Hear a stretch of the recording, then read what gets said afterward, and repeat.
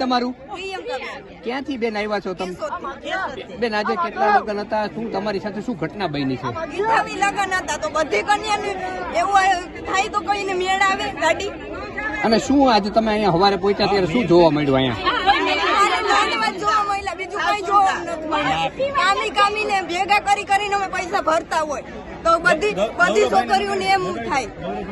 બધી છોકરીઓ અમારી હાલત થઈ, બધી છોકરીઓની કેવી હાલત થઈ હોય છે. શું માંગ છે બેન તમારી? તમારી માંગણી શું છે બેન? અમારે કા પૈસા જોઈએ, અમે અહીંથી લગ્ન કર્યા તમે આના માટે પોલીસ કઈ ફરિયાદ કરવાના છો?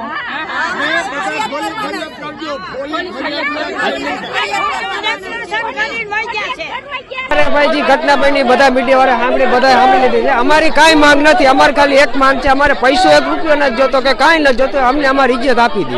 એટલે શું ઘટના શું બની? તમે ઘટના તો અમે અમારા લગ્ન માટે આવ્યા હતા ભાઈ, આ બધા જોવા, આ બધું અત્યારે તમે બધું જોવો જ છો. લગ્ન માટે આવ્યા હતા, લગ્ન અહીંયા આયોજક જ બધા ગાયબ છે, તો અમે શું કરી શકીએ? અત્યારે તમે ક્યાંથી આવ્યા છો? કેટલા જણા આવ્યા હતા? અમે જામનગર આવ્યા છીએ, 100 જણા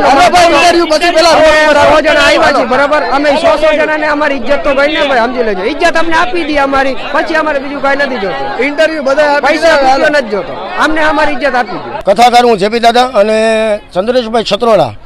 રેલનગરની અંદર 28 દીકરીઓના સમૂહ લગ્ન અને 28 બ્રાહ્મણો અમારા અહીંયા ઉપસ્થિત છે બધા, પણ અહીંની અવ્યવસ્થાને કારણે હજી લગ્ન વિધિનો કાર્યક્રમ પ્રારંભ નથી થયો.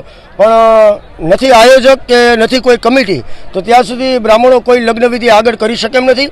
અને 28 દીકરીઓમાંથી અત્યારે લગભગ 8-10 દીકરીઓ તો વહી ગઈ છે. અહીંયા અવ્યવસ્થા છે કે ભાઈ કેવી રીતે લગ્ન કરવા, કોઈ જમણવારની વ્યવસ્થા નથી અને કોઈ કરિયાવરની વ્યવસ્થા નથી. એટલે અત્યારે મહેમાનો વિચારે છે કે શું કરવું, એમનો જે નિર્ણય એ બ્રાહ્મણો એમના માટે નિર્ણયની અંદર તૈયાર છે.